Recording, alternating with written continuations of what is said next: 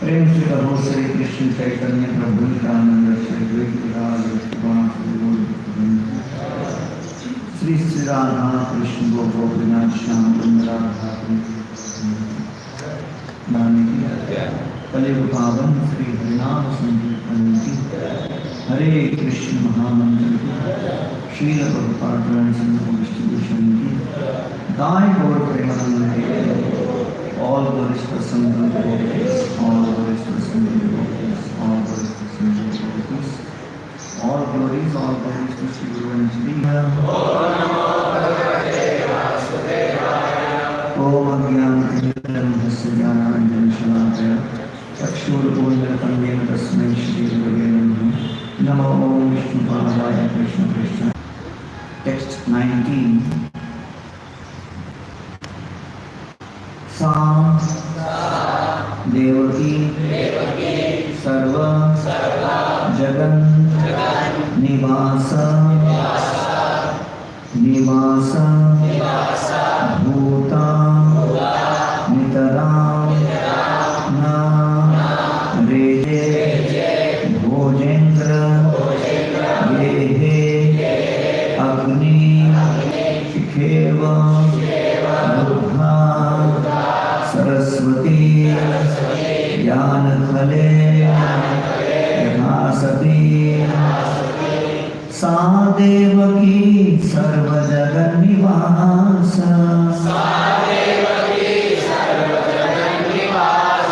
निवास भूता नितरां नरेजे भोजेन्द्र गेहे अग्नि शिखे वरुद्धा सरस्वती ज्ञान खले यथा सती सा देवकी सर्व जगन्निवास निवास भूता नितरां नरेजे भोजेन्द्र गेहे अग्नि शिखे वरुद्धा सरस्वती ज्ञान खले यथा सती सा Devaki सर्वजगन्निवास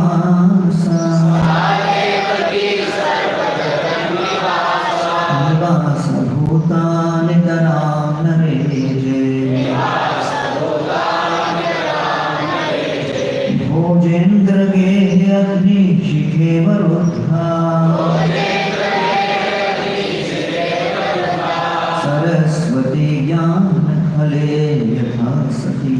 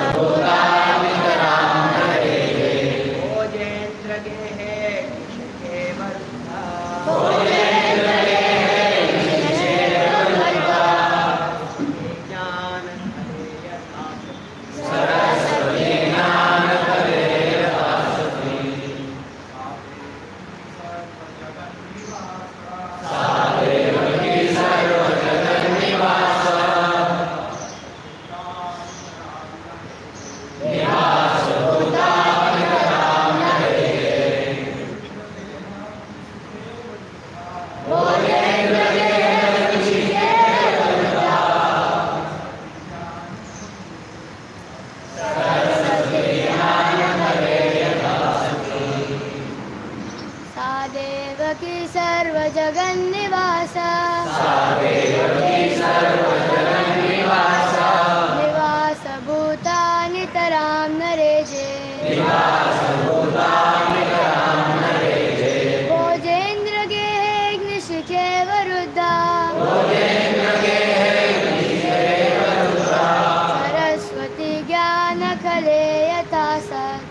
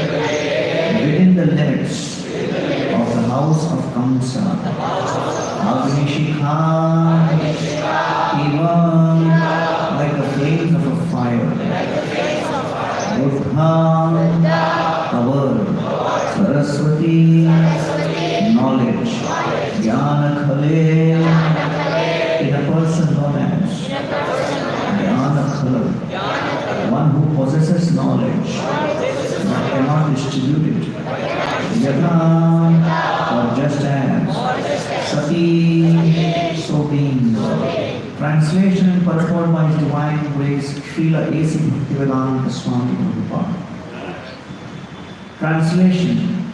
Devaki then kept within herself the Supreme Personality of Godhead, the cause of all causes, the foundation of the entire cosmos.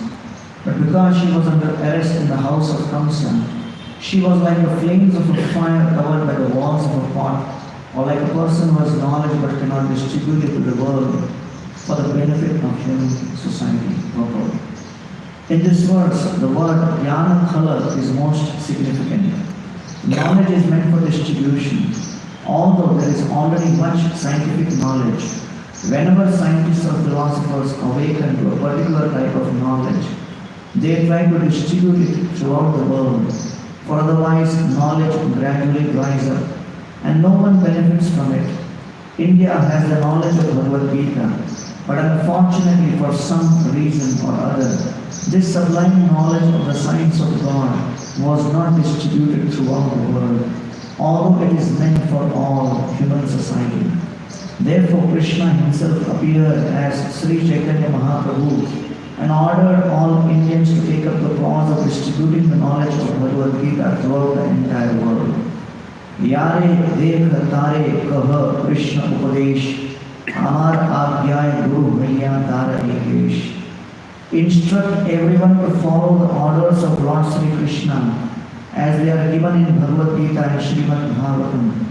In this way, become a spiritual master and try to liberate everyone in this land. Although India has the sublime knowledge of Bhagavad Gita, Indians have not done their proper duty of distributing it.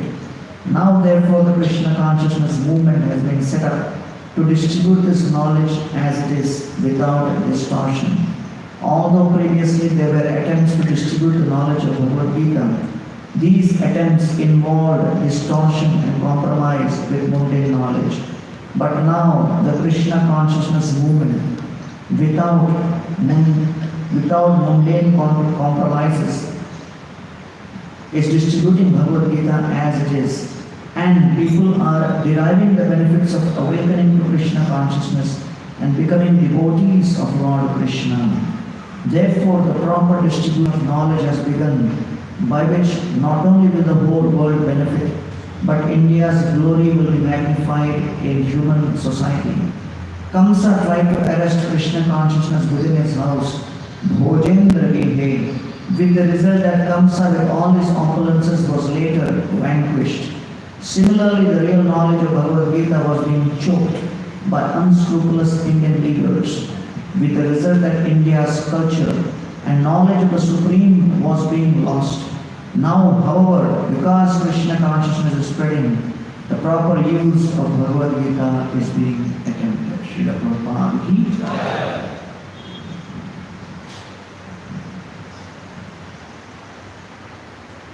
Hare Krishna. So it's my pleasure and honor and privilege to be given this opportunity to address all the leaders of the youth preaching in ISKCON India who have assembled from different parts of India. This is the third such conclave which we are having. The first one was in Mayapur, the second one was in Kanpur last year, and this one, and I can already see that this has attracted a lot of wonderful interest from youth leaders across India. And I hope and pray that everybody goes inspired to spread the essence of what Srila Prabhupada mentions in this particular purport. I have been given the topic to speak on the decline of India. And obviously, it refers to the decline in the overall ethos of spirituality, culture, and values in India. And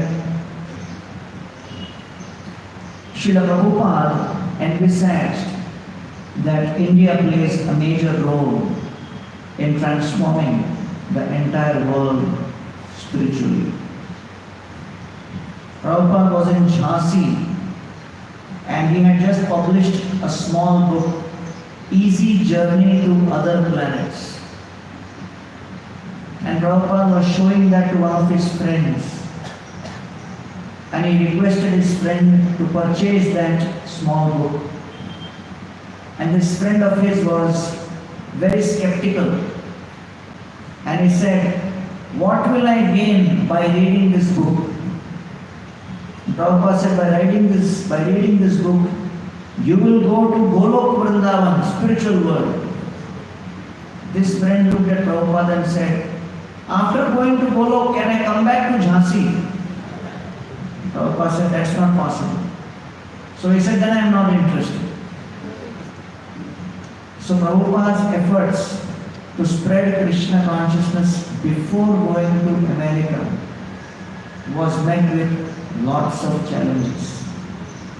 And so Srila Prabhupada followed the instructions of Srila Saraswati Thakur and took the message, and he went to different parts of the world, and in 11 years established Krishna consciousness all over the world with the help of youth who were in this age group of 18 to 30. So ISKCON has actually been established by iOS because practically everybody was a very young person at that point. And so we are very fortunate that here in this land of India, we have been given birth, we have been given the opportunity to connect with Krishna consciousness, the authentic process for reconnecting with Krishna. Currently the population of the whole world is 7 billion, out of which 31% of the world's population is Christians. 23% is Muslims. 16% of the world's population is agnostics, atheists, non-believers who are sitting on the fence. And then 15% is Hindus. So Hindus comprise the fourth largest section of the world in terms of religion and spirituality. And Buddhists comprise of 7.5%. So therefore, with such a significant percentage of the world's population, practically majority of this 15% is divided in India, Nepal and Mauritius. So practically speaking, apart from this, every other country in the world has hardly any representation of Hindus. Only by the grace of Srila Prabhupada and establishing of ISKCON, we now have deities all over the world, temples all over the world. At one point, there was a saying that the sun never sets in the British Empire. But today, as we are having Darshanarti here in Meera Road, some temple of ISKCON in the world is having its Sandhya Arati. Somewhere you have Mangal Arati, somewhere there is Shayan Arati, somewhere there is Rajbhog Arati, some other place there is Vaikalik Arati. Across the world of ISKCON, in more than 700 ISKCON temples and centers, we can now actually say that the sun never sets in ISKCON.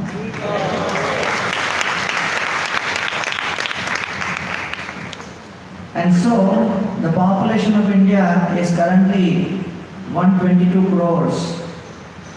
And out of this, the youth population in the age group of 0 to 24 is 60 crore. So 50% of India's population is youth. So I'm just sharing with you what is the scope of iOS.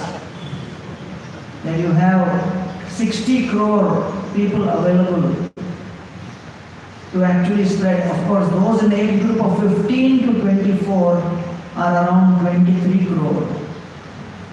And globally, the numbers in that 15 to 24 category is around 122 crores. So therefore, we have been given this great opportunity to spread Krishna consciousness across the world and actually connect with people of all categories.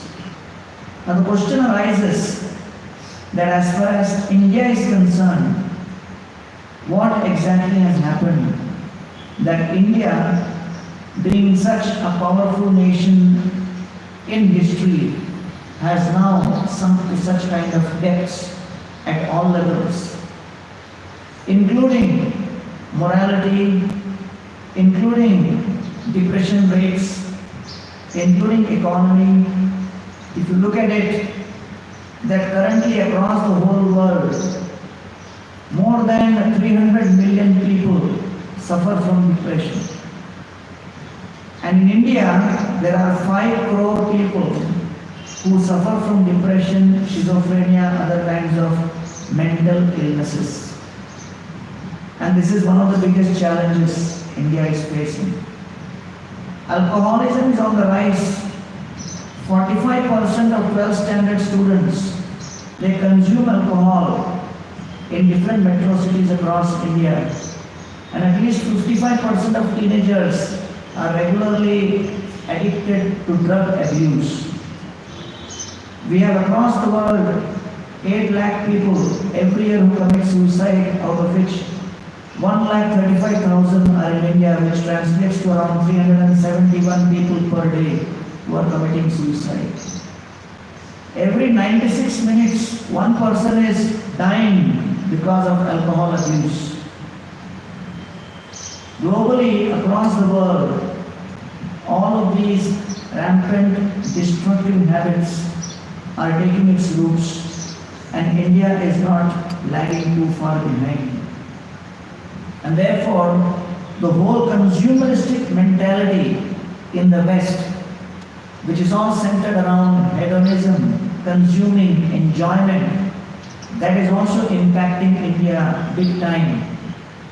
And so we can see that in 2011, our consumer industry, FMCG industry, was at $30 billion, and it grew in 2018 to more than $75 billion.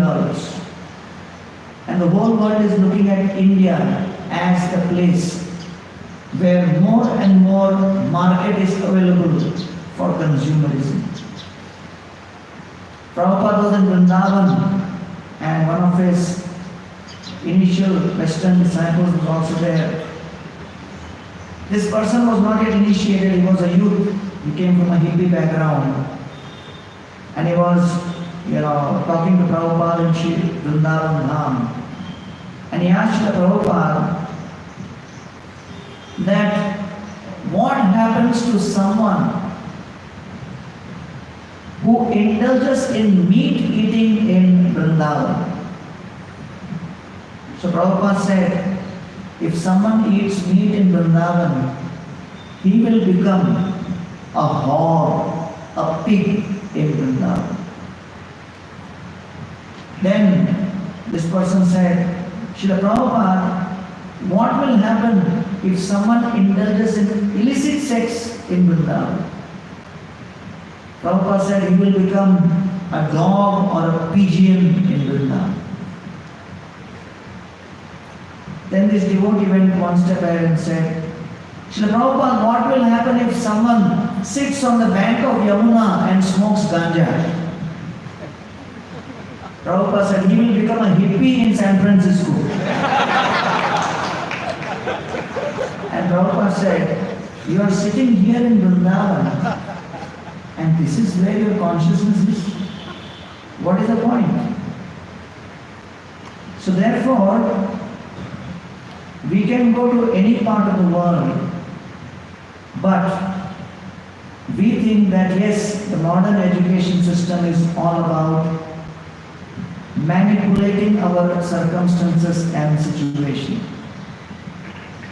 And so we find that in 2014 in America headed the whole world in the number of PhDs awarded.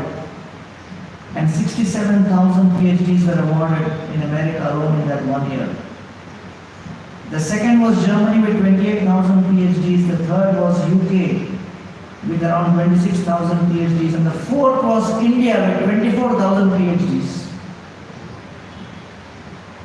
But yes, you get the PhD, but how does it impact your own self, the culture of society, the world around you?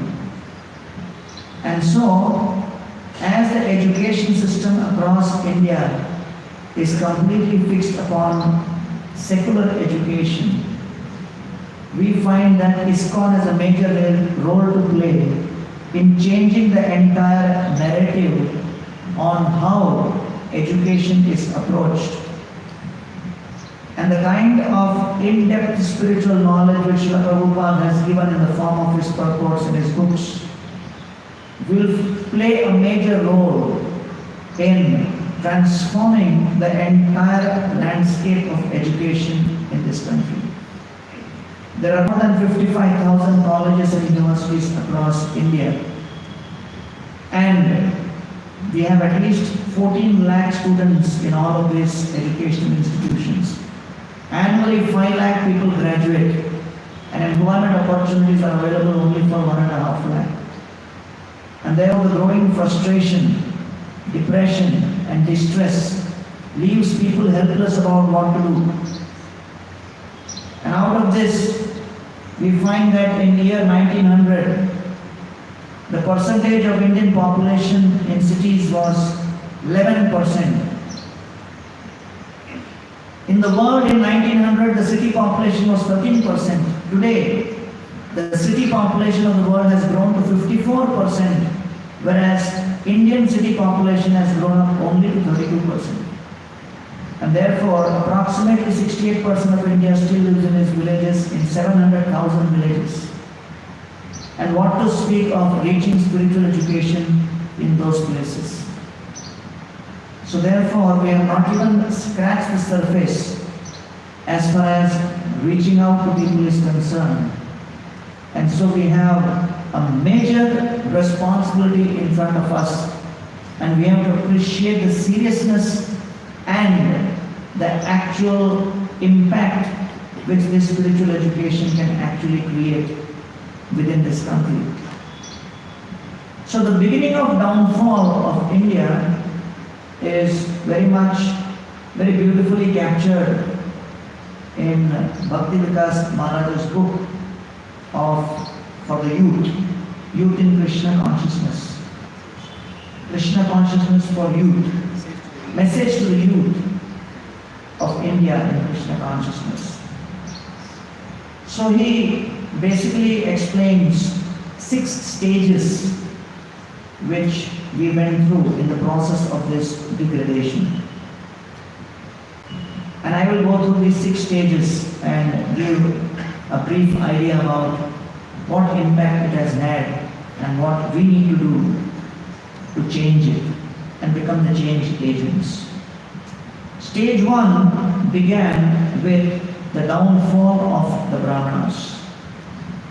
As the Brahmanical education became more and more focused on superiority based upon birth, those who were Brahmins were considered to be custodians of knowledge, and they were supposed to be qualified based on the education and the knowledge which they carried. Gradually the focus on education went away, the focus shifted to birth and pride due to birth. And therefore qualification took a backseat. And so we find that many of those who claim to be Brahmanas started accepting false privileges, and they started focusing more on rituals. Jai Shri Radha Bhai Bhagwan ki, Jagannath Baladev Subhadra ki, Shri Gaurangprabhu ki, Shri Sreemad Bhagwan ki. So, it's a very important principle to appreciate that qualification was the major criteria on why Brahmanas were respected. They had the ability to actually capture knowledge simply with their intellect. And even today, whatever Brahmanical remnants you find, the kind of intellectual power they have with respect to the Shastra, although they are not very well exposed and not very well known amongst people, but if you happen to come across any of them, it will be mind-boggling on what kind of memory power they have and the ability to grasp they have. And actually, some of the other Vaishnava Sampradayas like Madhva Sampradaya and Shri Vaishnava Sampradaya have invested to some degree to still retain those Brahminical knowledge, and they are running some schools and pathshalas, and I happen to interact with some of those scholars, and it is something really astounding. Because as you know, that one of the biggest casualty in Kali Yuga is memory. Right or wrong? Memory. People come and hear the lecture, and when they hear the lecture, they say, wow, what a lecture. After the lecture, I ask them, what do you remember? Beyond description. It would be an insult to describe anything. So people forget. Right? And therefore, with memory loss, that tradition, that knowledge which was handed down based on memory, also gradually got lost. I remember when we were shooting for the Atma serial way back in 2001, we shot for just 1 year for Star Plus. And for 9 years they were repeating it. After 3-4 years I asked the channel people, do you want new episodes? They said no need. Nobody understands whether it is old or new. One gentleman came to me and said, this year's episode is better than last year's. I said that is not possible because they are just repeating the same thing for 8 years. He said, no, you give so many lectures, you don't remember. This is new episode with conviction. So if you visit different parts of the world, say you go to America, you go to Boston, you see Harvard, you see MIT, you go to Yale, you go to any of the Ivy League schools. Okay. So, the endowment or the donations for future use, endowment is like, some kind of corpus which has been donated by pass-outs of Harvard over the last 300-400 years. That is more than few $100 billion, more than the GDP of many countries of the world. That kind of investment they make in education, in material education. I had gone to Oxford. Just within Oxford, at least 20-25 libraries with huge buildings, with all kinds of sophisticated opportunities for people to come and study the books. So when I started comparing, I went to Brigham Young University in Utah, which is the university for the Mormon church community. You must have heard of Stephen Covey. How many of you have heard of Stephen Covey? So Stephen Covey was a priest, brahmachari, and he wrote a manual on how brahmacharis can work better. That manual was read and studied by the priests within the Mormon community. And then one of the main head priests said, looks like this can also be useful for outside people. Why don't you publish it? And that became the 7 habits of highly effective people. It was an internal document. How we can govern ourselves better.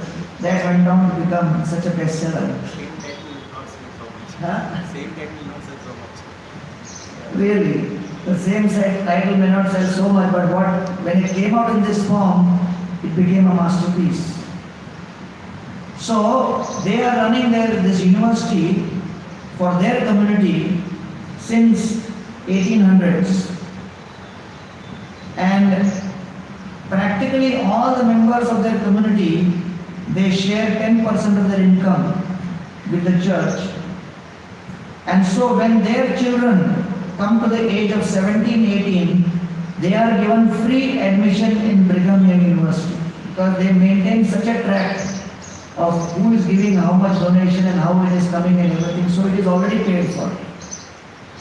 So 95% of students in this university, they are all from the Norman community. And when they take admission, they have to sign undertaking that during my 4 years of education in this university, I will follow the 4 regulative principles. And it is one of the top 10 universities in America today.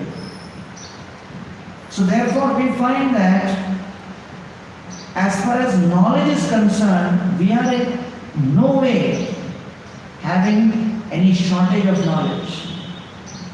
Shortage of the actual books of knowledge.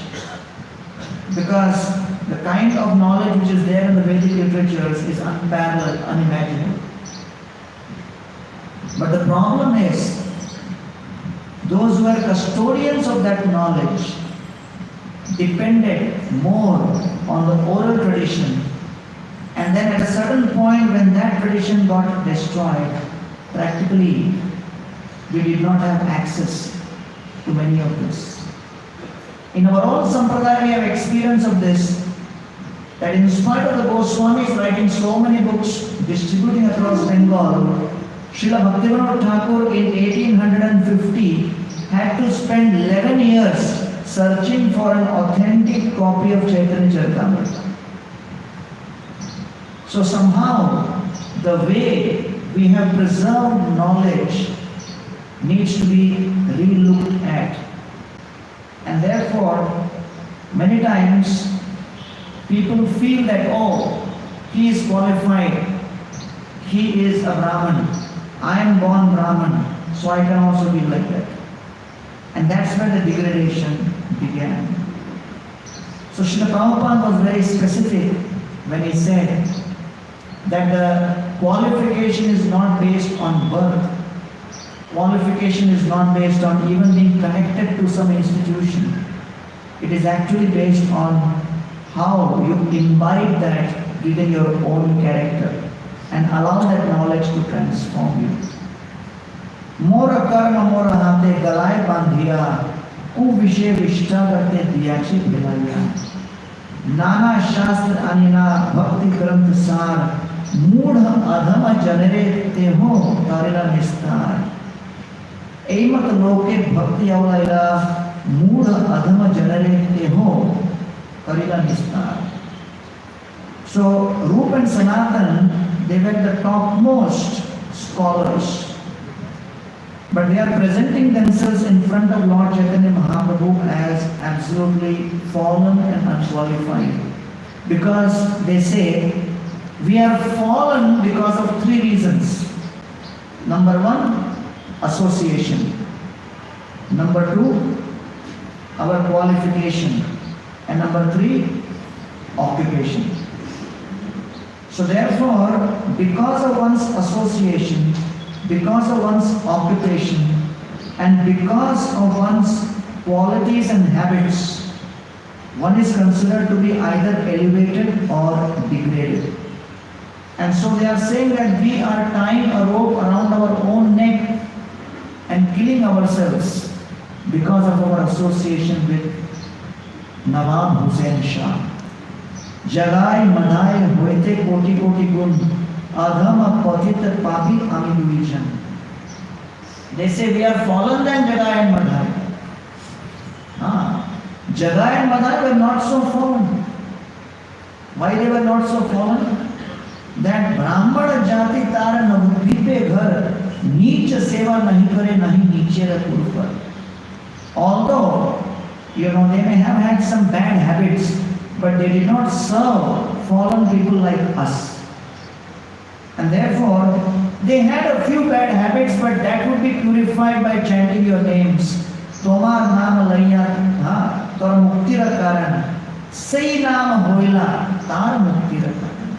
Just by taking your holy names, they would be purified. But we indulged in serving Nawab Hussain Shah.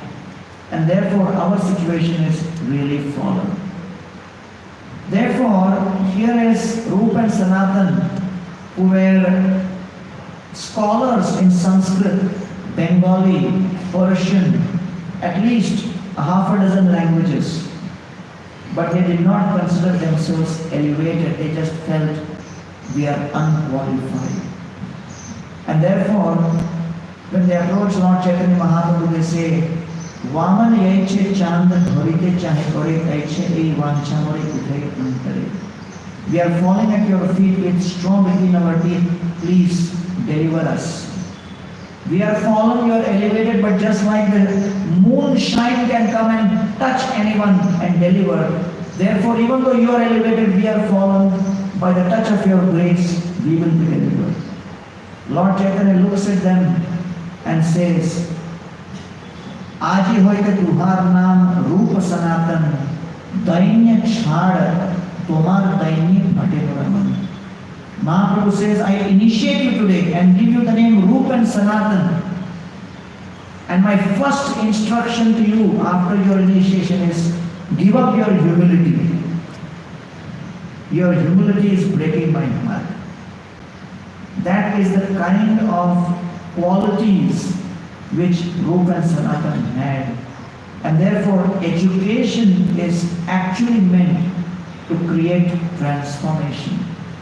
Genuine transformation of the heart, transformation and creating divine qualities. And so, that essence of education got lost as a result of the loss in the Brahminical culture.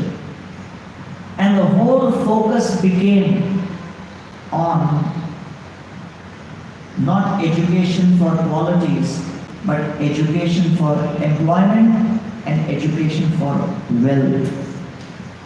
And so, Artha became the all-important overriding factor. And so, if education just focuses on how wealth can be created, then practically there will be no focus on divine qualities, proper character, and transformation of one's heart. One very wealthy businessman, he came up to me and he was sharing with me that I have so much money with me, so much wealth. It is like water in an ocean. Very frankly, honestly, he was telling me. And then he said, but the problem is, the ocean water is salty. And therefore, the salty ocean water cannot quench the thirst. So in spite of having so much of money, my thirst is not getting quenched with this ocean water. But I see that all of you ISKCON devotees are chanting Hare Krishna, practicing bhakti. There seems to be an experience of satisfaction within you. You seem to be tasting the sweet well water of Krishna bhakti. And therefore, I beg you, please give me a few drops of your well water. I said, please, definitely take few drops of our well water, and you please give few drops of the ocean. Next 6 months, I didn't see him at all. गायब ही हो गई, घबरा गए. So today, when people speak about education, practically the entire focus is how will education translate into money, wealth creation. That's become the focus. And so, the materialistic, consumeristic mentality from across the globe is being imposed upon India without understanding the context. We are a country with more than 1635 languages. The world has 29 agroclimatic zones, out of which India itself, we have 21 agroclimatic zones. We have more than 155 soil types and varieties. So this variety which is there within this country, it cannot be understood by people from different parts of the world because we have our own ecosystem, right? During the British rule, they found that in Delhi, I see many devotees from Delhi, so you'll like this story. That in Delhi, the number of cobras, the cobra snake population was increasing.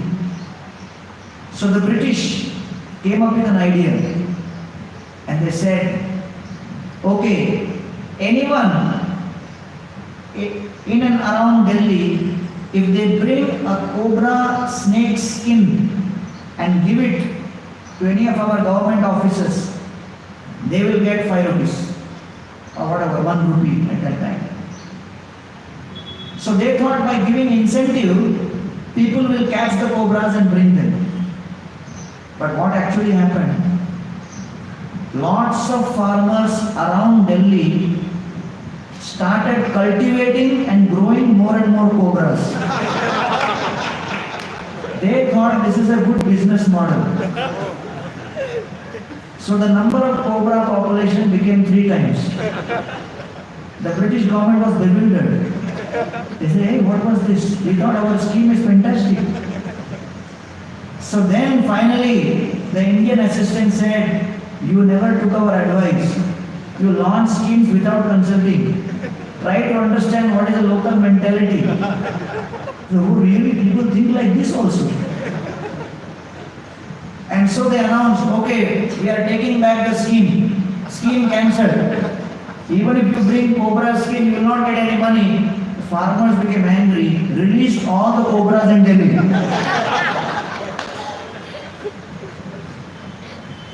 So without understanding the local situation, you can never try to implement anything.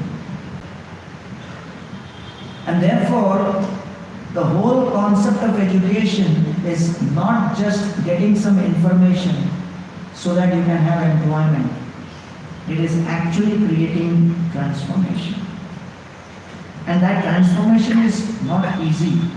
Because when you look at someone, you may think, oh, he did this, I will also do this, and it will become very easy for me. Prabhupada was on a morning walk in Venice Beach, California. And Prabhupada had a servant at that time, his name was H.G.GaurangPrabhu.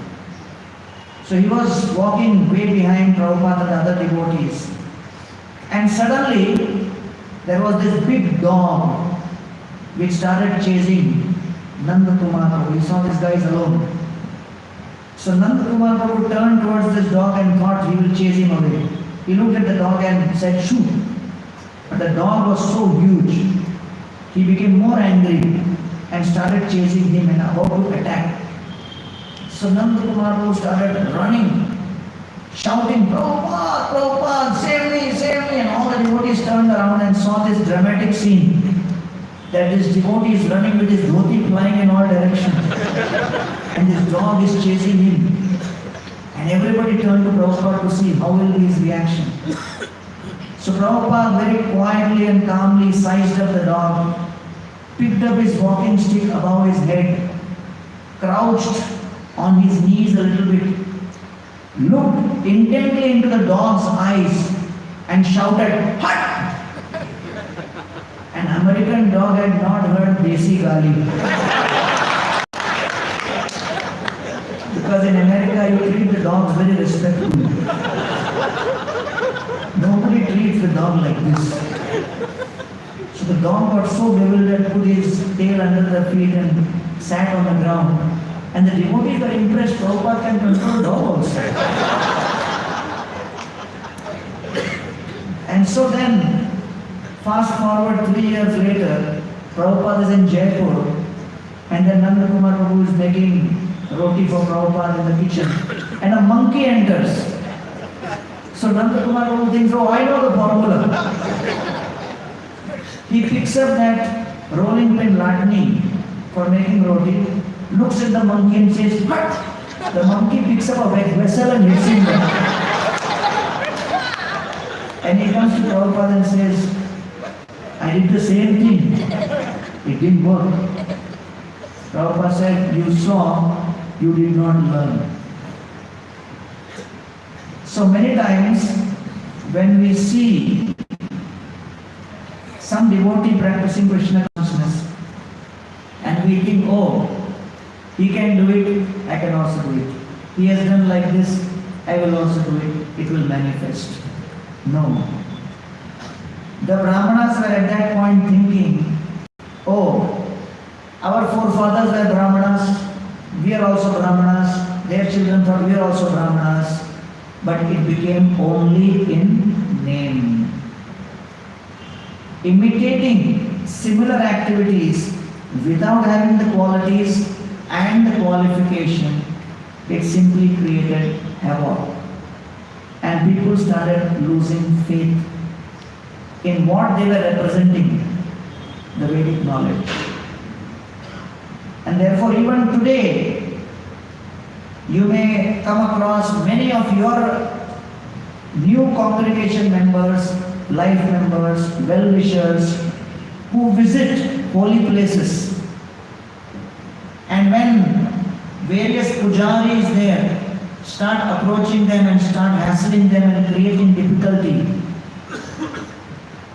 they become very frustrated and they come up and say, if this is what spirituality represents, we don't want anything to do with temples. What kind of business is going on here?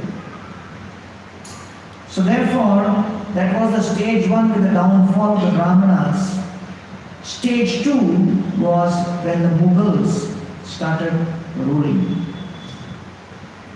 And with the political control with their arms, a new chapter of cultural degradation began. And so gradually, various atrocities, attacks happened. Temples which were the actual spiritual universities of that time, they got attacked, the wealth got ransacked, the scriptures were burned. People who were representing those scriptures, many of the qualified people were killed. Millions of people were destroyed. Well, to India's credit, we must acknowledge that practically whole of South America was under the European rule. And today, none of the countries in South America have any connection with what was their original language, what was their original texts, what was their original culture. They have all converted to Spanish under the influence of the European rule.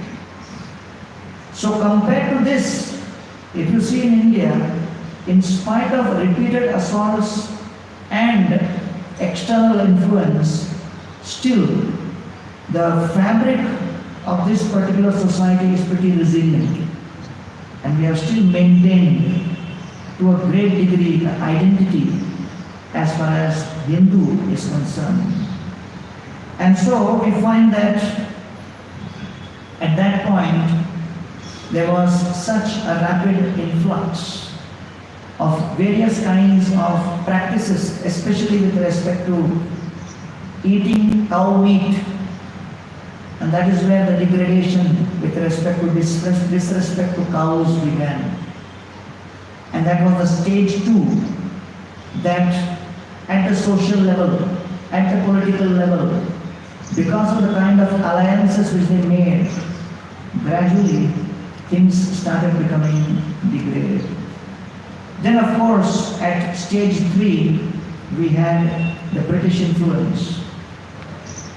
And when the British came into India, they did not realize how robust our spiritual knowledge and the systems is. So the traditional village education system, it kept all of our culture and tradition very, very strong.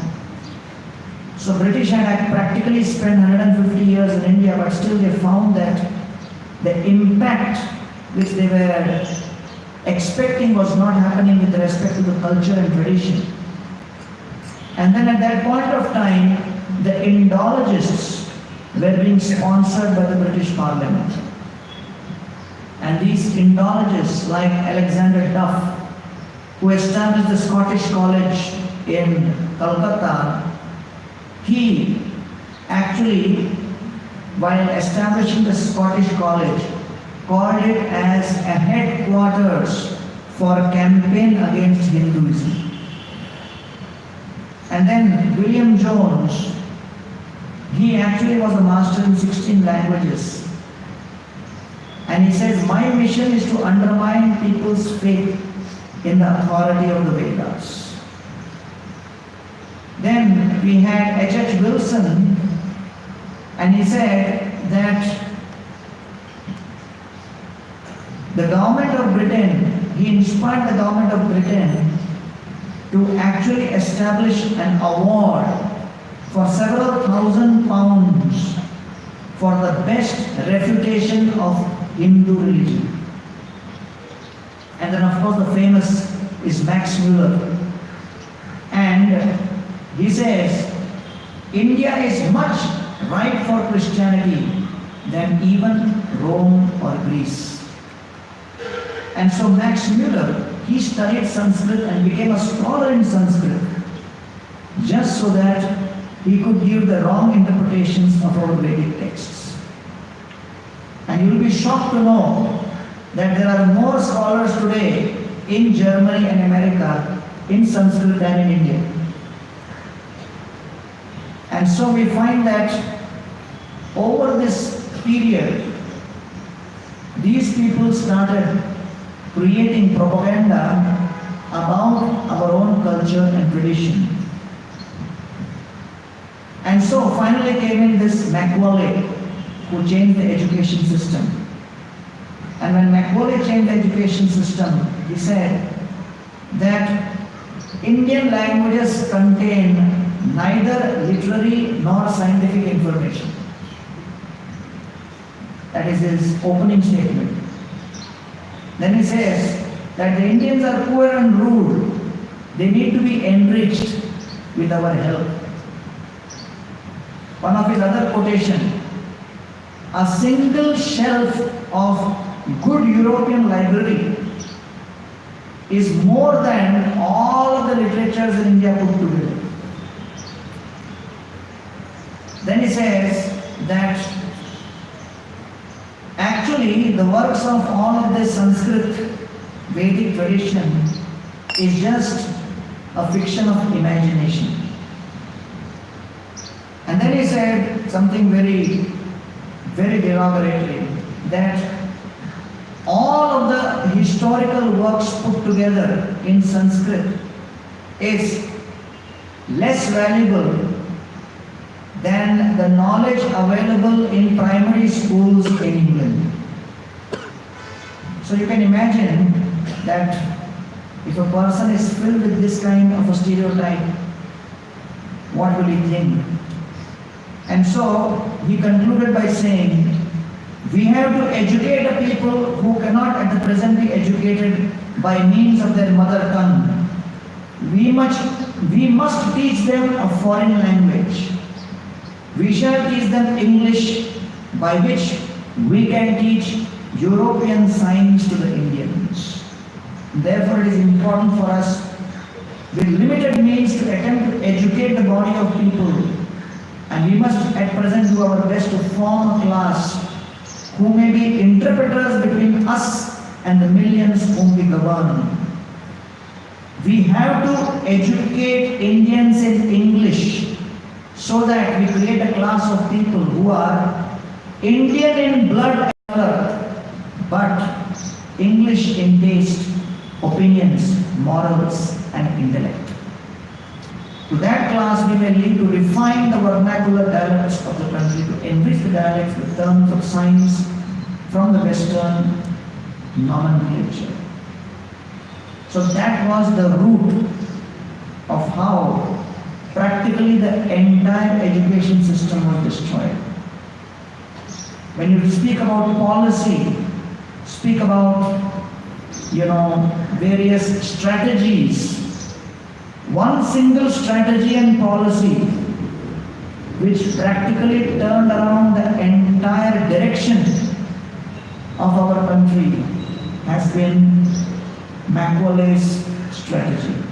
with respect to destroying our traditional vernacular, village-based education system and supplanting with this.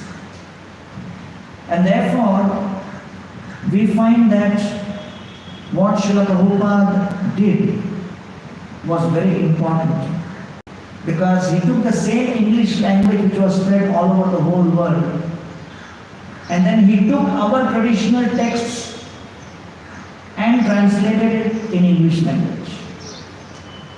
And one Prabhupada disciple said that Krishna arranged for the British to conquer over the whole world, so that English became common language, so that Prabhupada could translate in English and make the whole world Krishna conscious. So that was, Prabhupada's contribution. And he actually, spread Krishna consciousness through these books. So the single major opposition to Macaulay's strategy of undermining Vedic education has come from Srila Prabhupada's contribution by bringing the same Vedic knowledge from India to across the world in their own places, in their own language, and making their own people develop appreciation for Vedic knowledge, and not just appreciation, make them practice Krishna consciousness also. Right? And Prabhupada was in, Mumbai, and suddenly he asked a very controversial question. And Prabhupada said, okay, whose contribution is more? He took the name of, one very powerful political leader, his contribution or mine? And the devotees kept quiet because they did not want to respond. It was a very explosive question. And Prabhupada said, my contribution is greater. And the devotees said, how can you say like this? And then Prabhupada said, this particular political leader chased the British out of India, but I engaged them in my service. And Prabhupada turned around, and there was one British brahmachari who was doing chamar for Prabhupada. And Prabhupada turned to him and said, just see, I am not even paying him. And people are saying India is a poor country. If India is a poor country, why is he from such a rich country following a poor old man like me? I have nothing to give him. But he realized that the wealth of our ancient tradition is beyond compare. And therefore what Indologists and Macaulay did was destroy our own people's faith, Indians' faith in Vedic wisdom.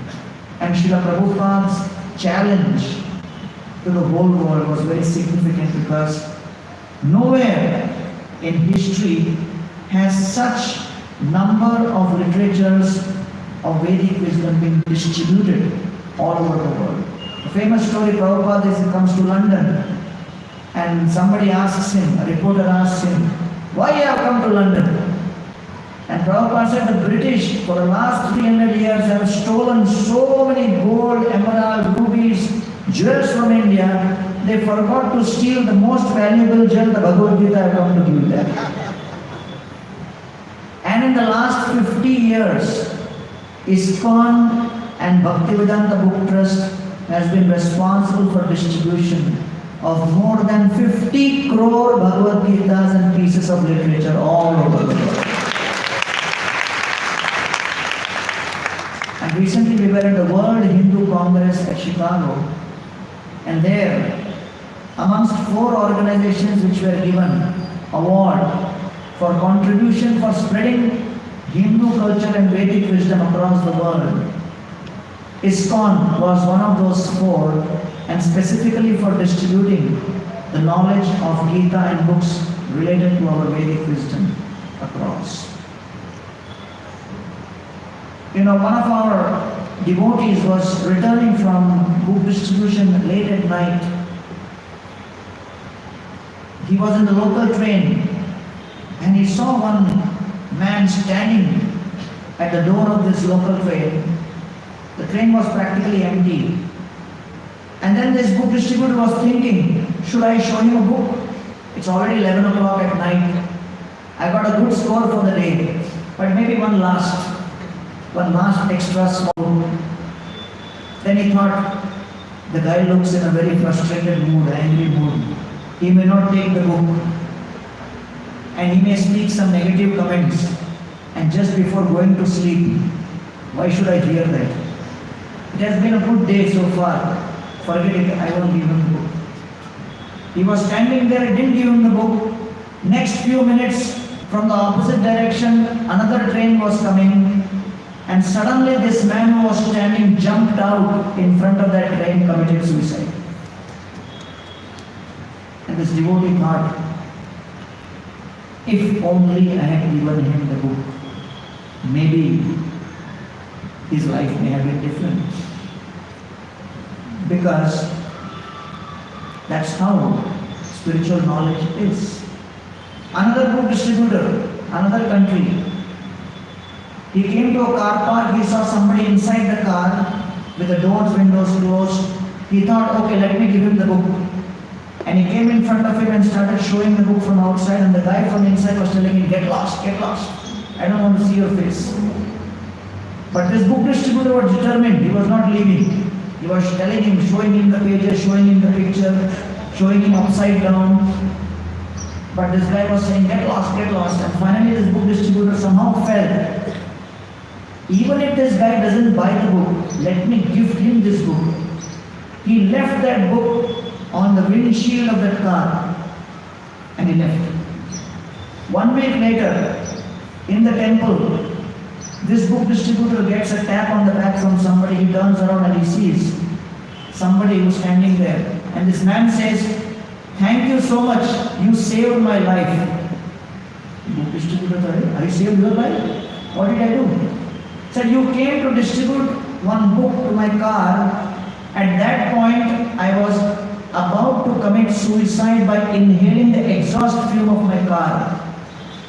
I had closed all the doors and windows. I was about to switch on the ignition, inhale all those exhaust fumes and commit suicide. And when I was about to do that, you came and started disturbing me, showing the book, and I was thinking, the world is so horrible, it doesn't allow you to die also. When you left that book behind and you left, I thought, anyway I am going to die. Let me read one last book before I die, and then I will die in style.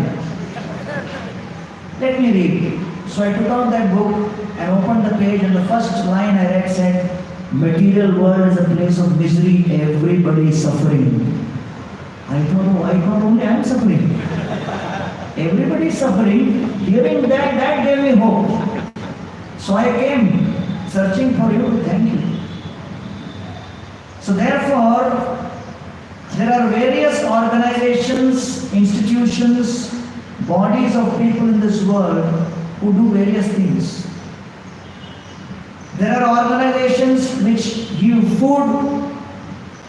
There are organizations which produce steel, organizations which produce cloth, organizations which produce wealth, organizations which produce all kinds of grain products, food products, medicines, this, that, everything. All of these organizations are contributing to the world by producing so many things, but ISKCON exists because ISKCON is producing the most valuable asset for the whole world, which is hope or asha. That is where it is. And that is our main task, to create hope. And this knowledge, these literatures have the power to create hope. That's why we exist. So we should not forget the core business we are in. We are in the core business of creating hope in the hearts of those who feel hopeless through these books, through these literatures. There's a book distributor in Australia, very fantastic book distributor. He was distributing like 150 Bhagavad Gitas in a couple of hours. Suddenly in the airport, one businessman comes to him and says, "Hey, this is my business card. I am the owner of a big company. I am looking for a senior vice president marketing. I see that last 2 hours you are distributing these books to people who don't want it. They don't even know what it is till they are buying. Please, take my card. I want to appoint you." This book distributor looks at this gentleman and says, "Do you have Bhagavad Gita?" He says, "No, take this." So the guy takes the Bhagavad Gita and says, "Please keep in touch. I am very interested. I have never seen such enthusiasm, such fire. Marketing, sales people, very difficult. You are the man." He says, "Yeah, don't worry, I'll keep in touch." Next week, the businessman calls, "Hey, last week we met at the airport, senior vice president marketing, what do you think?" He says, "Yeah, I'm contemplating, thinking about it. Do you have Sreemad Bhagvatam?" Sold him one also. Sold him CC also. Sold him everything. Then he told him, "You guys think that we are doing this book distribution for money. You are sadly mistaken. In a world which is ridden with hopelessness, Srila Prabhupada has written books, written words which create hope. And therefore, when someone receives the greatest asset in his life, which is hope, one is so much overwhelmed with gratitude that there is no way it can be repaid. So we are trying a little bit to repay that gratitude by actually sharing this knowledge with others. And that's exactly the theme of this ISKCON Youth Convention, where we have received hope.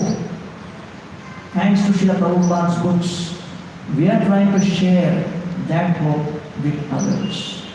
True story, in Boston, one devotee joined, and then, initial 1 year, 2 years, things are very difficult to adjust. They did not have a structured new Bhagavatam program and all that. So the temple commander was very heavy. So he would wake up people in the morning before Mangalarti 3:45 very rudely by picking up their sleeping bag and throwing it upside down. So they would land up on their head first thing in the morning, or sometimes throwing water on them. So this new Bhakta was thinking, last 6 months I am tolerating. Prabhupada writes in his books about compassion, this, that, everything. I only see passion here. So he packed all of his luggage, everything ready, saying that, okay, next half an hour I will leave. This ISKCON. I don't want to see this place. And I will take time to get up in the morning. And these guys are thinking I will do everything before time. How is it possible? So he thought, okay, anyway, I am packed up, ready to go, I'll take a bath. So he went in, took a shower. As he was taking a shower, he had a tape of Srila Prabhupada which is switched on. Prabhupada was speaking from teachings of Queen Kunti part which he gave in Mumbai. And Prabhupada was saying that many times when we are practicing Krishna consciousness, we will experience difficulty. Those difficulties are created by Maya. Maya is also Krishna's servant. Her service is to send the difficulties and obstacles because her service is to make sure that no unqualified person comes near Krishna. And she tests on behalf of Krishna that practicing devotee to see whether he has come to serve Krishna or disturb Krishna. So that much he heard from Prabhupada. And he thought, oh wow, well, looks like this obstacle in the form of that temple commander. is also an obstacle by Maya. Okay, let me try some more time. He came back, unpacked his luggage, decided to stay on. And that person is His Holiness Niranjan Swami Maharaj. One lecture tape, few lines. So therefore, a few words from these literatures can transform lives. And the problem happened during British influence. They took those words and cut off people's connection with those words through various strategies. And that was the greatest loss which India has faced. Loss of faith in our Vedic wisdom. That medicine which can give hope, people were made to believe that medicine is useless. The only thing that could create hope, people lost hope in that itself. The medicine which could give hope, people lost hope in that medicine. Thanks to the strategy of Machiavelli and others. So therefore next, stage 4 comes secularism. And secularism is defined as no formal education of spirituality in schools. That is the meaning of secularism. Another, in Sanskrit, secularism means what? Sarva dharman parityajya. Sarva dharman parityajya. Second line is not there. But sending all knowledge of spirituality out of schools, out of institutions. And therefore, we find that a very superficial understanding of spirituality has come around. And we find that in all over the world, there are thousands and thousands of opportunities for doing PhD in religion. In America, there is an institution established in 1962 called American Academy of Religion, which has a registered membership of more than 10,000 PhDs in religion, out of which 99.5% are in PhDs in Christianity and Judaism. You can do a PhD in religion in America, you can do a PhD in religion in UK, in Europe, in Africa, in Australia, you can do a PhD in religion in anywhere in Southeast Asia. All over the world there are religious studies programs existing in colleges, institutions and universities. There is only one country in the whole world where you cannot do a PhD in religion, that is India. Just think how royally we are being treated. You cannot do a PhD in religion. You can do a PhD in South Asian studies, PhD in Sanskrit, PhD in philosophy at the most. And therefore, this body of people who are sitting here have a major role to play to change the narrative moving forward. Because unless we actually create a facility for academic study of religion, people are not going to understand the importance. And therefore, this is secularism, which is no formal education of spirituality in schools. What happened? You want something?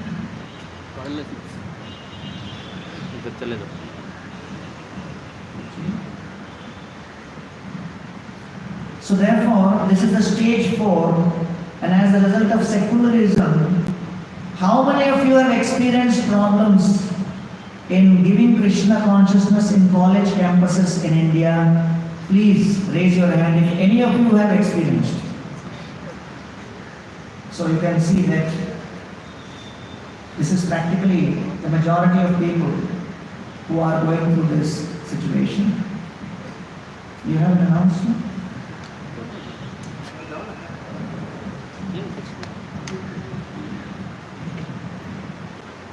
So, all of us have experienced this, right? All of us have experienced. How many of you have ever been banned from preaching in any hostel, college, or any campus where you have been told you are banned? How many of you have continued going although you were banned?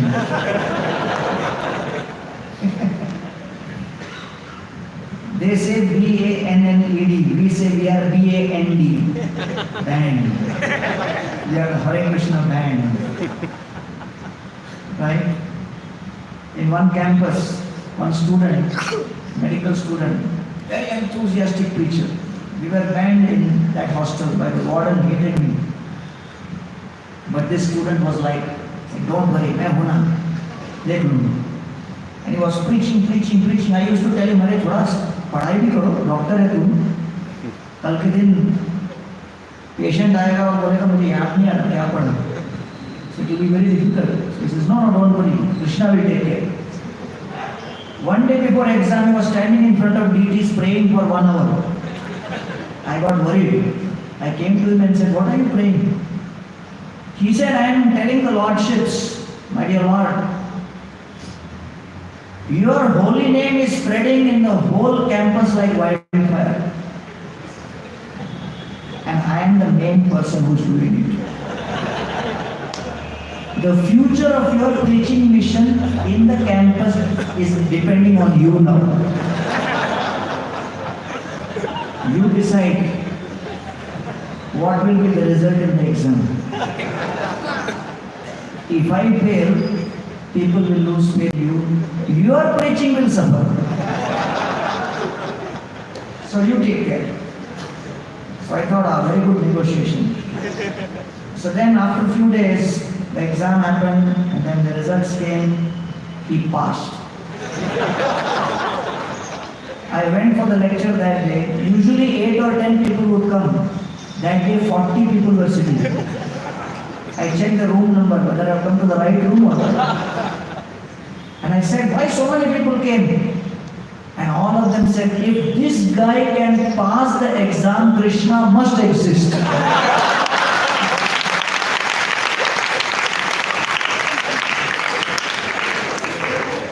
So practically speaking, however much Darwin theory you propagate in India, I have yet to see a bona fide atheist amongst the youth in India. They may say I am atheist and this that. असली मान नहीं है, सब duplicate नकली है. Darwin theory कभी मैं समझा ही नहीं बता. Even one day, the day on the Darwin exam, you pray to Ganpati, pass kara diya. That is India, right? Practically half the people's names are some holy name of Krishna. Next to Chowpatty temple, there is hotel, Sudama Palace, beer bar. You go to smoke bidi, you have Ganesh bidi. You cannot forget spirituality here. So whatever secularism and this, that and everything you try. One of our devotees, who was a big businessman, initially got connected. His family was very skeptical. What is this Hare Krishna, this, that, do business. These are all not meant at this age and stage. But he started chanting and then he approached his father and said, this particular shares which we have in a company, we should sell it off. I am getting intuition that there will be some problem in stock market. Father said, who told you? And the son said, I am chanting Hare Krishna. I am getting inspiration from holy name. Father said, stop chanting. Pagal ho gaya. He says, no, I am fully convinced. He went to his HSBC portfolio manager, who was actually managing his portfolio, and said, this particular shares of this company, sell it off. He said, I am MBA finance. I don't see any problem happening in the market. Who's telling you to sell this? Hare Krishna. So he thought, this guy has gone crazy. He says, no, it is my money. I am telling you, sell it off. You may be MBA finance, you may be managing HSBC, whatever to do. Sell it. He sold it. Within 1 week, the famous Lehman Brothers collapse happened. And all over the world, economy collapsed. This family, because they sold all the shares of that company on time, they saved 10 crore rupees. Otherwise, 10 crore rupees would have been finished. The father called the son and said, "Beta, chant more." And this HSBC portfolio manager called him and said, "What was that mantra which you were talking about? I didn't read about it in the MBA." So practically speaking, you cannot separate the spiritual DNA of this particular place. And therefore, that was the stage 4, and that led to the stage 5, which was cheap approach to religion. Okay, again, Brahmanas downfall, Mughals rule, British influence, secularism, then stage 5 comes is a cheap approach to religion, which basically is in 2 stages. First stage is deviation with respect to religious principles. And that deviation happened in 4 categories. First, rejection of God. Some people indulge in misinterpretation of scriptures. Some people indulged in impersonalism. Some people started creating all kinds of strange theories. So therefore, this resulted in deviation, and this deviation actually was very expensive. And one of the prime impacts of that deviation is the impersonalism. And so Prabhupada's Pranam Mantra says, Nirvishesha Shunyavadi Paschatya Desha. So Prabhupada specifically in a short period of time established without doubt that Hinduism is not everything and anything. There are lots of things, but it is all connected. And Krishna is the Supreme Personality of God. He established it with clarity. Nobody had mentioned and described with such conviction, such clarity. Prabhupada was in Amritsar. It was a sadhu sammelan. Thousands of sadhus were there. They were all speaking, everything is one, everything is one, everything is one. Prabhupada suddenly got up, started walking away. So Gurudas Prabhu went and caught hold of Prabhupada and said, "Prabhupada, it is your lecture after this. Where are you going?" Prabhupada said, "What is everything is one? I am not interested in speaking to you." So Gurudas Prabhu said, "But if you don't speak, who will speak?" Prabhupada said, "You." He says, "But Prabhupada, I am only 23, 24-year-old. I know anything spirituality only lasts 4 years." Prabhupada said, "The level at which they are speaking, whatever you know is more than enough." Prabhupada went. So Gurudas Prabhu took the mic and he began by saying, "All of you are saying everything is one, but I have a question for all of you. Is Rasgulla, which is a sweet, same as stool on the street?" And there was a shock. Audience was bewildered. Came to Prabhupada, started complaining. And all of these sadhus, babas, they came to Prabhupada and said, "Your disciple, he's criticizing us." Prabhupada said, "What did he say?" "He told us to eat the stool on the street." That was another interpretation. So Prabhupada looked at Gurudas Prabhu and said, "Hey, you said like that?" Gurudas said, "No, Prabhupada, I just gave an analogy to counter their argument that everything is one. How can Rasgulla, which is a sweet, be same as the stool on the street?" Prabhupada understood. He turned to the Babajis and Swamis who were complaining and said, "My American disciples, they give very graphic examples. So I'll take care of that, don't worry." So they went. When all of them went, Prabhupada turned to Gurudas Prabhu and said, what was that example? Stool on the street, rasgulla on the street. Very good example.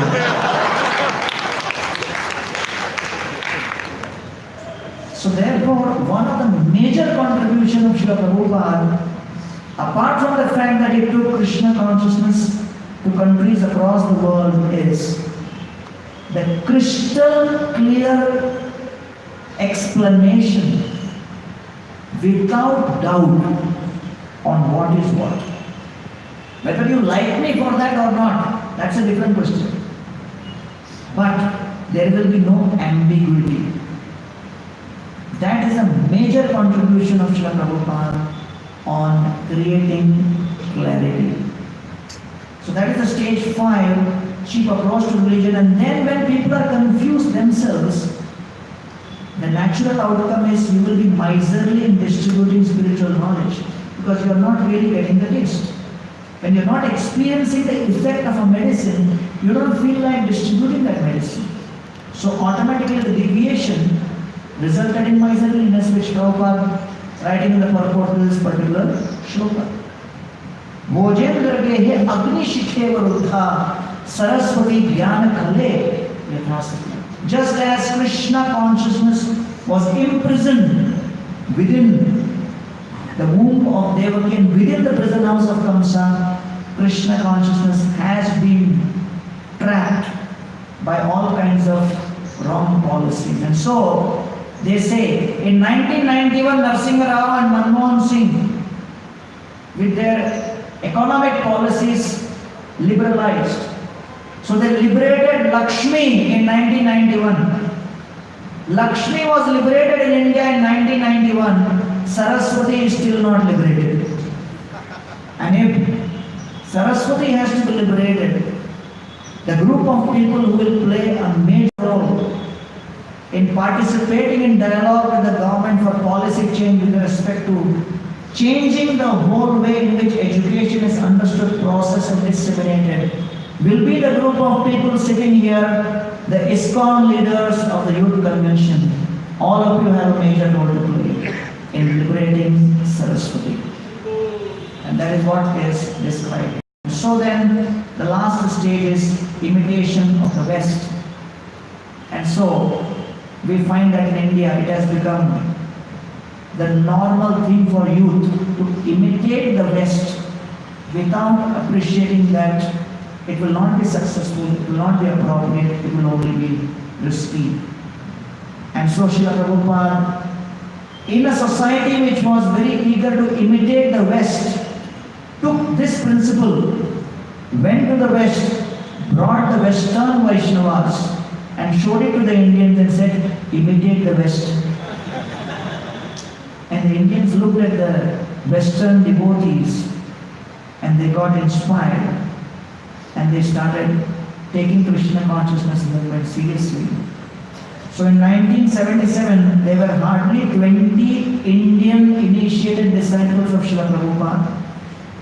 Hardly 20 to 30 Indians were 16 rounders in 1977 to some extent. Therefore, Prabhupada's potency is existing, and the proof of that is thousands of devotees, hundreds of temples, such expansion in the activities of ISKCON across India in the last 40 years. And therefore, we are extremely fortunate that we have been given this opportunity to transform the way society perceives education by giving opportunity to those who are studying in schools and colleges within India a touch of the Vedic wisdom also. Right? And of course, nowadays, some controversies are going on how much ISKCON should preach or what they should preach, and that's quite normal. And that's another conversation which you can have during the course of your convention. But when I joined also, it was similar. My family was at that point not sure what it is. Right? And so I organized a satsang program for my family members in Chennai. And more than 100 family members came. And I took one more devotee to give lecture. But you can't give lecture in your own family. So he gave a lecture and he said, anybody in the family becomes Krishna conscious, 21 generations are liberated. And because, pointing to me, he said, he has become devotee, all of you will be liberated, all of you will go to spiritual world, Vaikuntha, and 21 generations also. Everybody started clapping. And after the lecture, a cousin of mine came to me and said, please continue chanting. Don't give up Krishna consciousness. I didn't know your practice of Krishna consciousness will benefit me also. So contrary to what people are making this out to be, from the Shastric perspective, Api me Bhagavan Prita Krishna Pandava Priya Paitra Satsevi Prityartham Yad Gotra Syakta Pandava. Parikshit Maharaj says, Shukadev Goswami, you have come here at my time of emergency because Krishna loves Pandavas, my forefathers. And because I am connected to the family of the Pandavas, I am getting special protection from Krishna. So therefore, anyone becomes Krishna conscious, anyone dedicates his life for spreading Krishna consciousness, Krishna goes out of his way to not only help that devotee, not only help the devotee's immediate family, but also help the devotee's future generation of family members over which we have no material control over. Krishna takes over such a family, and therefore Srila Prabhupada would often, most often, sign off his letters by saying, your ever well-wisher. Therefore, I would like to conclude by thanking all of you for coming for this youth convention. And let me remind all of you once again that there are many organizations, many companies, many powerful lobbies of people across the world producing and creating so many things. But as the Association of Vaishnavas and members of ISKCON, you have invested with producing the most important asset in people's lives, which is hope. And therefore, be the beacon carriers of hope for people and conditioned souls, and especially the students. Make your life successful and make others' lives sublime and blissful. Thank you very much. Hare Krishna.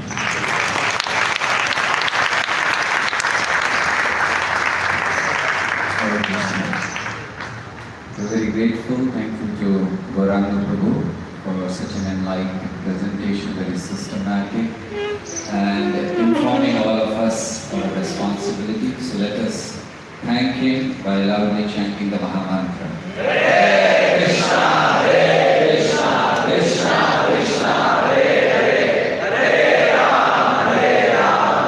Rama Hare Hare. There are some important announcements for all the IIYC participants.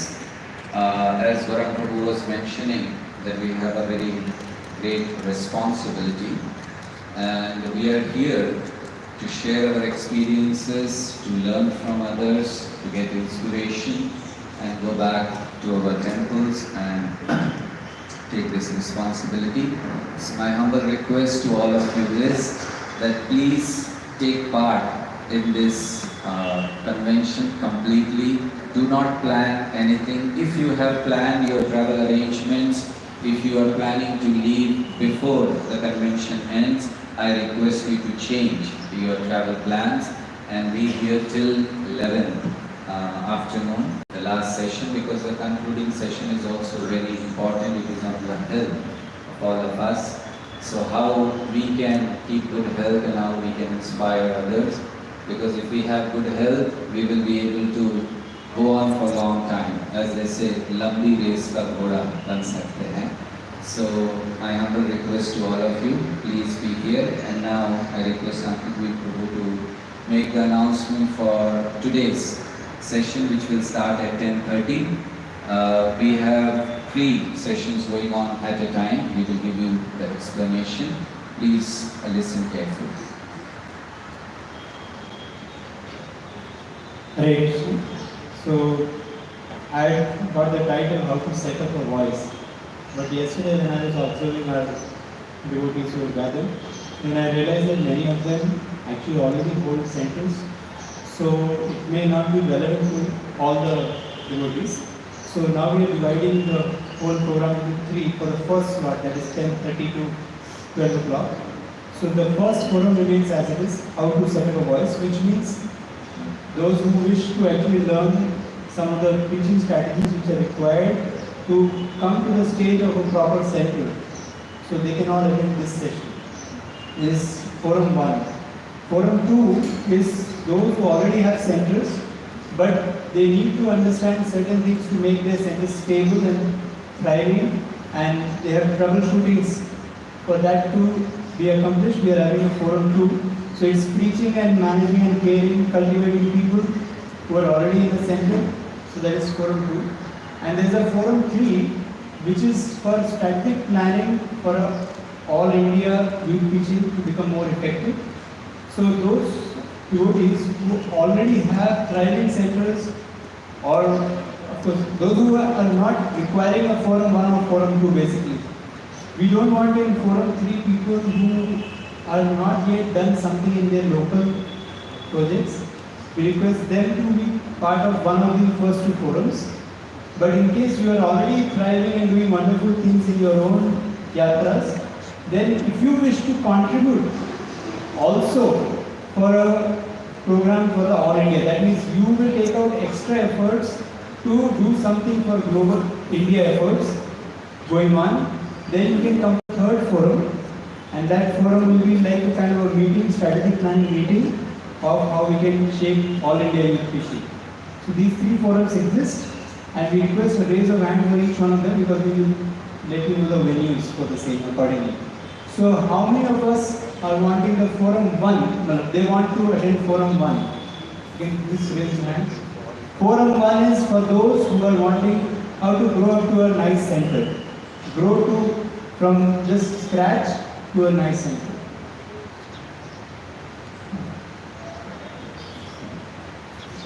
Yes. So how many want forum 2? So this forum 2 will have the venue as the Balaji Hall, the main hall, and the forum 1 will be in the Bhakti Vedanta Hall. How many are in forum? Idea came because we want some devotees to think of ISKCON India youth preaching, not be concerned about their own local youth preaching. So we want those devotees who can give time and willing to travel, and be personally present in all IIYC conferences which are held every year, and then work for it throughout the year. So we just don't want that whole year been sleeping and all of a sudden when the IIYC is tired, the time comes when the center starts working. So we want to work for pan-India thing. So we require devotees who are mature and willing to give time, and who already set up centers. We already chosen few senior devotees, but those who can give time and willing to serve for ISKCON India youth preaching, they can raise their hand for the third one. Please raise your hands. They can come to 107 conference hall. Guest house 107, 10:30. So forum 1 will be in Bhakti Vedanta Hall, forum 2 will be in Balaji Hall, and forum 3 will be in room 107 of the guest house. Hare Krishna. So just one concluding announcement. I forgot to mention, I was supposed to speak about it during my lecture. Many of you must be aware of IAS exam. You know, so the country is run by ministers and then the bureaucrats. So amongst the various exams which are very popular in India, one of the most popular is, UPSC, Union Public Service Commission. How many of you know about UPSC exams? Okay. So the statistics is around 10 lakh people, they actually every year begin the journey of UPSC. And finally, only 1,000 people are selected, out of which IAS category is only 100. So in the last several years, there have been many coaching institutes which have started, and quite a number of coaching institutes are also being run in various mosques and other places also. Because, there is also an effort to get members from particular community. Last few months, I have tied up with Chanakya IAS Academy in Delhi, not the Pune one, in Delhi. Mr. A.K. Mishra, who is a very famous IAS coach, and every year they have approximately 300 to 400 candidates. And so for the first time, we are making an effort to have a residential program of 1 year, starting March 2019, for those who want to prepare for the IAS exam. Because usually the trend is people go and stay at some place and then they study. Even like many places in Delhi and other places have this system. So at the Govardhan village, we are dedicating around 15 rooms in our premises for taking in a maximum batch size of 25 ISKCON devotee youth, like from across India, who are chanting, following principles and everything, and who are interested to study and prepare for the IAS for a period of 1 year. So they will basically be attempting prelims 2020 prelims, but the journey will begin from March 2019 to the next year. So 12 months coaching, stay, prasadam. We are in a month of November beginning to make classrooms on top of our Gokul Kutir. So we'll have classroom, library, all the facilities for teaching, everything there.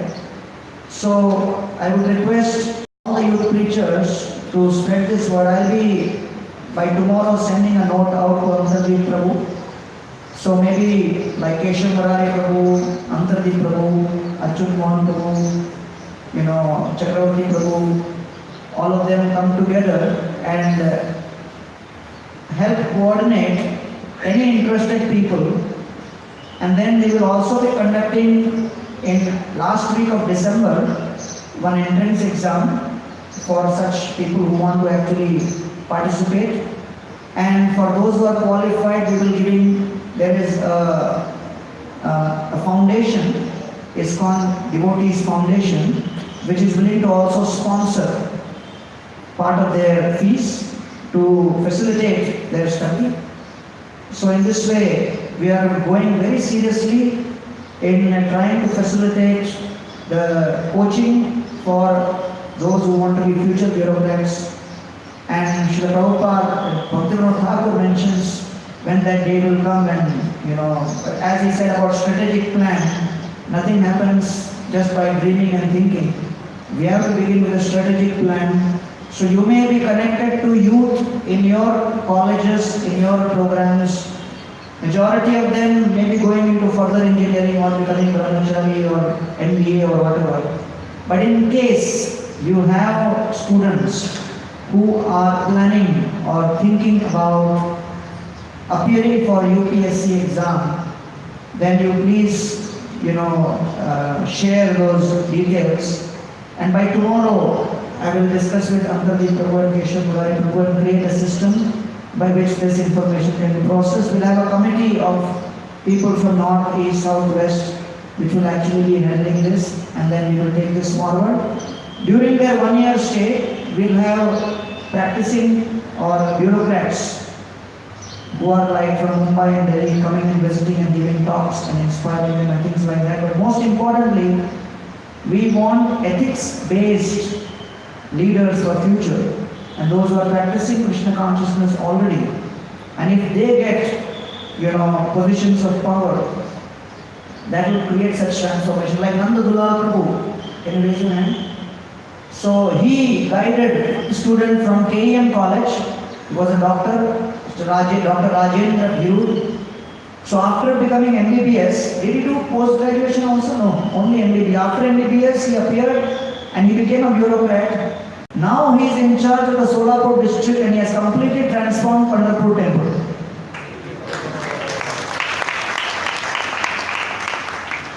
So when devotees with ethics and feeling for Sanatana Dharma, practically whole district machinery that bureaucrat controls. So the power, the position, the control, the influence is tremendous. If there are practicing devotees who would like to participate in this, so we would like to encourage from this year onwards, the first conclave of such people would happen in the end of December, and I'll be sharing details more with H.G.GaurangPrabhu and Antardip Prabhu, Chandravati Prabhu, others. I just wanted to share this. Before the convention ends, they will show PowerPoint related to that also. Thank you very much. Hare Krishna.